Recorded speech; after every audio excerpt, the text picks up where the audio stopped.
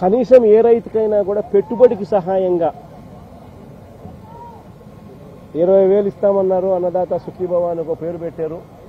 2 ఏళ్ళకి కలిపి 40,000 ఇచ్చింది ఎంత అని చూస్తే అరకొరగా 5,000 ఇచ్చారు. అంటే పూర్తిగా రైతును వెన్ను విడిచారు. 40,000 ఇవ్వాల్సిన చోట 5,000 ఇచ్చారు పెట్టుబడి సహాయం కింద. 2 ఏళ్ళకి కలిపి 20,000. ఇన్పుట్ సబ్సిడీ రూపాయి రాల.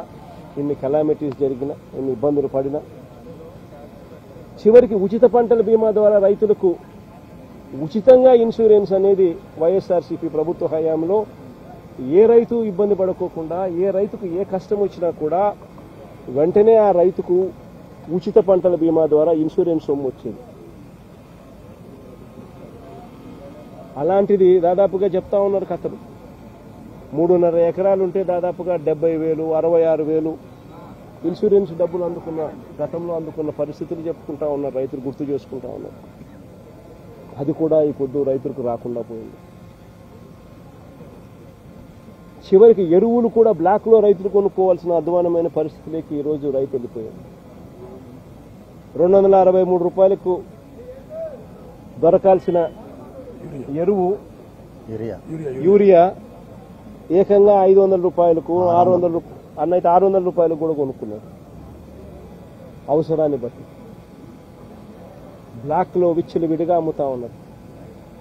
పంట అమ్ముదాము అని చెప్పి చూస్తే ఇన్ని నష్టాలకు ఊడ్చి రైతు కష్టపడి పంట పండిస్తే పంట అమ్మాలని చూస్తే ఆ పంట గిట్టుబాటు ధరలు రాని పరిస్థితి. ఎంఎస్పీ చూస్తే 1,750, రైతు చేతికి వస్తుంది ఎంత అంటే కేవలం 1,350 రూపాయలు.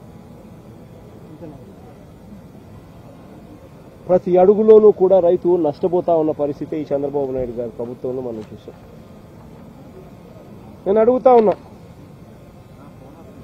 అదే ఒకసారి ఇంతకుముందు గతంలో వైఎస్ఆర్సీపీ ప్రభుత్వ హయాంలో ఈరోజు ప్రతి రైతు కూడా ఏ విషయాలు గుర్తు తెచ్చుకుంటా ఉన్నారు.